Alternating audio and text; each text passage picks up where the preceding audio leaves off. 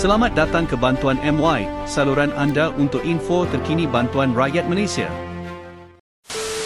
Assalamualaikum dan salam sejahtera. Selamat kembali ke saluran Bantuan MY. Terima kasih kepada anda yang sentiasa setia mengikuti perkembangan terkini berkaitan bantuan kerajaan dan kebajikan rakyat Malaysia.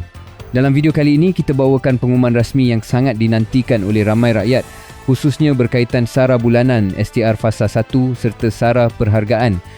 Semua maklumat ini telah diumumkan secara rasmi oleh Perdana Menteri semasa pengumuman awal tahun 2026. Kita teruskan dengan maklumat pertama. Pembayaran SARA bulanan telah disahkan akan mula disalurkan bermula 9 Januari 2026. Pembayaran ini melibatkan semua penerima SARA yang layak dan telah lulus berdasarkan data terkini. Ini bermaksud bagi penerima yang memenuhi syarat, bantuan akan mula dikreditkan pada tarikh tersebut. Seperti yang telah dijangkakan sebelum ini, pembayaran SARA bulanan bermula lebih awal pada bulan Januari. Untuk makluman tambahan, pembayaran seterusnya selepas Januari akan diteruskan secara bulanan bermula 1 hari bulan bagi setiap bulan berikutnya. Maklumat terperinci berkaitan status kelulusan, kemasukan bayaran serta sebarang kemas kini rasmi boleh disemak melalui portal dan aplikasi MyKasih serta makluman rasmi berkaitan. Kita beralih kepada pengumuman kedua yang turut menarik perhatian ramai.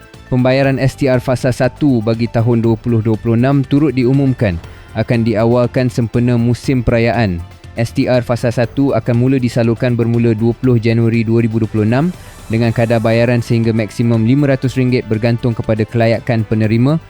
Status kelulusan dan proses pengkreditan boleh dipantau melalui portal MySTR. Seperti biasa, status akan berubah secara berperingkat mengikut proses semakan dan kemasukan bayaran ke akaun penerima. Seterusnya, pengumuman ketiga yang melibatkan semua rakyat Malaysia. Kerajaan turut mengumumkan pembayaran SARA perhargaan yang akan diberikan kepada semua rakyat Malaysia berumur 18 tahun dan ke atas tanpa mengira pendapatan. Bantuan ini dibayar secara individu dan bukan berdasarkan ketua isi rumah. Tarikh pembayaran SARA perhargaan telah ditetapkan pada 9 Februari 2026. Bantuan ini bertujuan membantu meringankan beban rakyat menjelang bulan Ramadan serta musim perayaan awal tahun. Perlu dijelaskan bahawa SARA perhargaan ini berbeza dengan SARA bulanan. SARA bulanan hanya melibatkan penerima layak tertentu, manakala SARA perhargaan diberikan secara menyeluruh kepada semua warga negara Malaysia yang memenuhi syarat umur.